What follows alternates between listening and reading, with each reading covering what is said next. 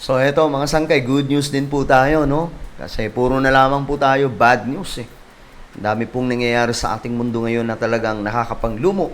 Pero ito, good news po muna tayo mga sangkay. Mukhang paubos na po yung puwersa no, ng mga nasa bundok. Alam nyo na yun mga sangkay kung sino-sino ang mga yan. Ito po yung mga kumakalaban sa gobyerno. Mukhang inuubos na po sila ngayon ng Armed Forces of the Philippines. Ito po ay good news, but anyway, bago tayo mag-umpisa, pakisubscribe po muna yung ating YouTube channel. Yan, tayo po ay 1.39 million subscribers na dito sa YouTube. Kaya naman kung ikaw ang hindi pa po nakakapag-subscribe, ano ba ang hinihintay mo? I-click nyo po yung subscribe button na makikita po sa baba ng video na to. I-click nyo po yung bell at i-click nyo po yung all. Sa mga nanonood po sa Facebook, i-follow nyo po yung ating Facebook page. Shoutout nga pala sa lahat ng mga solid sangkay na nanonood ngayon. So ito ay good news, no? Kasi alam nyo, yung insurgency sa bansa, matagal na po nating matagal na po nating kinakaharap yan since Ferdinand E. Marcos. Napahinto po ito nung nagkaroon po ng martial law. Pero after po ni Pangulong Ferdinand E. Marcos, pagdating kay Corazon Aquino, pinalaya po yung mga leader na ito. Gaya po nila Joe Masison, at di pa pang mga tauhan na ito mga sangkay na nasa loob po ng piitan. Kung kaya't noon hindi po sila nakakagalaw. So after that, mga sangkay, doon ulit, sumabog na naman, dumami na naman po sila sa kabundukan, at nanggugulo na naman po sa bayan.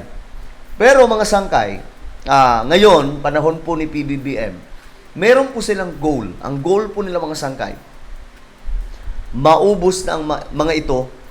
Hindi po sa pamamagitan ng siguro iniisip kasi ng iba na parang tinutumba ng mga sundalo. Hindi po eh.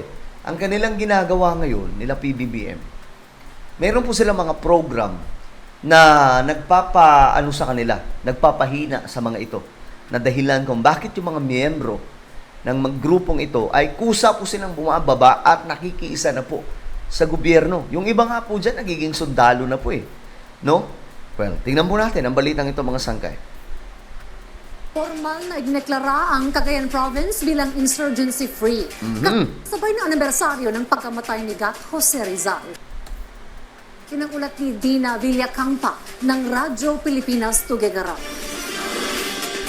The province of Cagayan as insurgency-free and state of stable. Grabe, no? Insurgency free na daw po ang Cagayan and state stable. Ibig sabihin, well-controlled na daw po yung buong Cagayan, mga sangkay. Cagayan Province. Nakakagulat, no?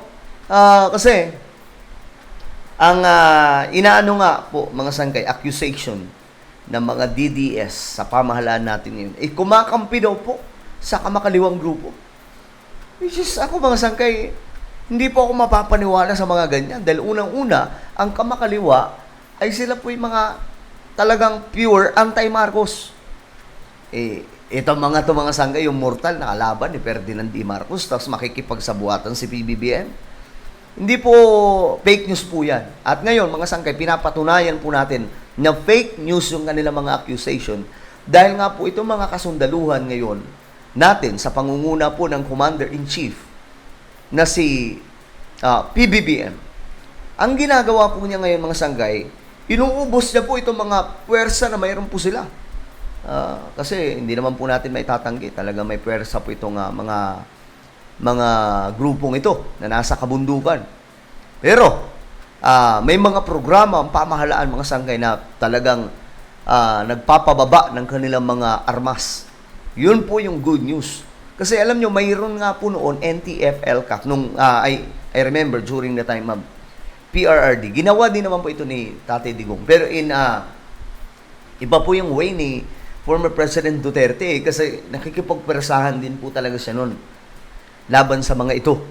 No, marami rin po noon ang nagsibaba ng kanilang mga armas at nagbalik loob sa pamahalaan. Pero mas malala din itong nangyayari sa panahon ni PBBM. Ang goal po nila, this year daw, mga sangkay, maubos na daw po itong mga to at magbalik loob na sa pamahalaan. So ito po yung problema ngayon mga sangkay ng marami sa mga kamakaliwa na nasa gobyerno dahil nauubos na po yung kanilang puwersa sa kabundukan mga sangkay.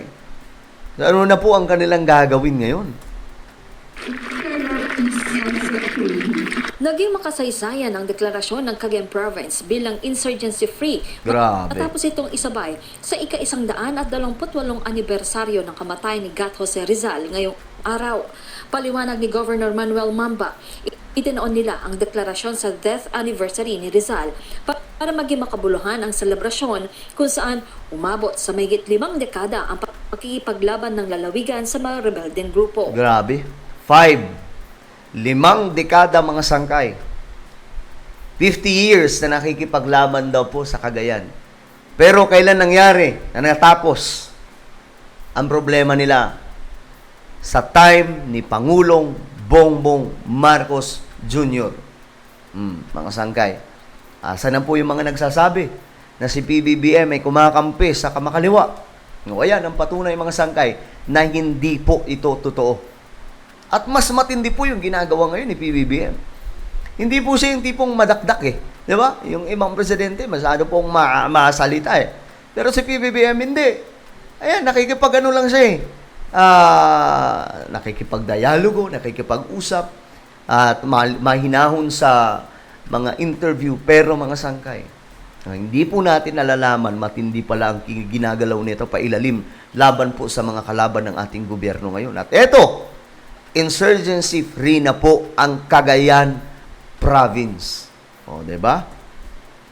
Ang pakikipaglaban, pakikipagtuos at pakikipagtikma sa CPP-MPA at ang kahalintulad nitong mga tumagal na halos 50 na taon. Grabe. Ay tinulungan na. Tapos na. Isa-isa ring pinasalamatan ng gobernador ang Armed Forces of the Philippines, Philippine National Police at ilang pang ahensya ng pamahalaan na nakipaglaban para makamit ang kapayapaan sa Cagayan. Tinitiyak naman ng mga opisyal ng Philippine Army, PNP, Departments of Interior and Local Government at ng National Intelligence Coordinating Agency na magpapatuloy ang mga programa nila upang mapanatili ang kaayusan at katahimikan sa lalawigan. Dina Villacampa. Oh, yan mga sangkay. Ano ba ang inyong masasabi tungkol po sa ginagawa ngayon ng ating pamahalaan, ng buong puwersa ng militar, ng buong puwersa ng ating gobyerno laban po dito mga sangkay sa mga mga grupo na nasa kabundukan, no? Na nakikipaglaban-laban sa pamahalaan, na nauubos na po yung kanilang puwersa. Only this administration mga sangkay, rampant na nangyayari na nagsisibalikan ang mga to, nagbabalik loob sa ating gobyerno. Comment nyo po sa ibaba ang inyong mga opinion. Meron po tayong isang YouTube channel. Ito po ay Sangkay Revelation. Hanapin nyo po ito sa YouTube. Kapag nakita nyo na, i-click nyo po yung subscribe, i-click ang bell, at i-click nyo po yung all. So ano po ay magpapaalam. Mag-iingat pong lahat. God bless everyone.